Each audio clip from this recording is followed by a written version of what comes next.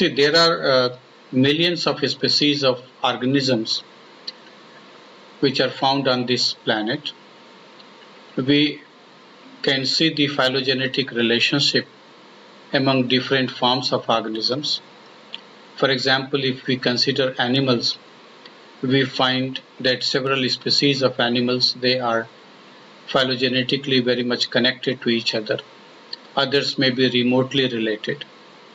So while explaining their phylogenetic relationship, we use the terms like monophyletic, paraphyletic, and polyphyletic. Let us get acquainted the meaning of these three different types of words. So in this diagram, line diagram, what we are observing that there is a species A. This species A existed long back in evolutionary history.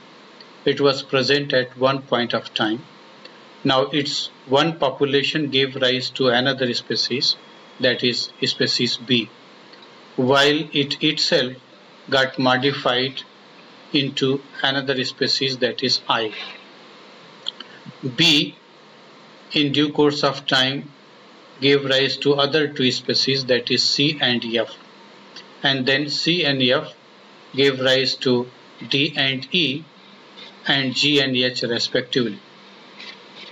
Likewise, species I, which one can consider contemporary to C and F, it gave rise to J and K.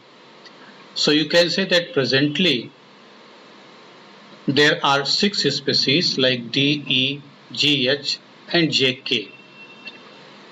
Although all these 6 species which we are observing today, they have been derived from a remotely present species, and that was A. But if we consider these 4, that is D, E, G, H, and its recent ancestors, that is C and F and B, then we consider this to be a monophyletic group. That is, all these 4 species D, E, G, H, they are derived from a common ancestor. So these species are considered as monophyletic group. Now the other, like E and G, here in the second case you can see E and G, if you consider only these 2 species, the presently existing species like E and G, then definitely they have their different ancestors. E is derived from C and H is derived from F. So they have their different ancestors, and if only E and G are being considered, they are polyphyletic group. So 2 species which are presently existing, and if they are not connected with immediate ancestors, then they are considered as polyphyletic species. Then third situation could be paraphyletic, in which 2 species which are connected to each other and their ancestral forms, they form a paraphyletic species. Para means actually besides, are situated alongside.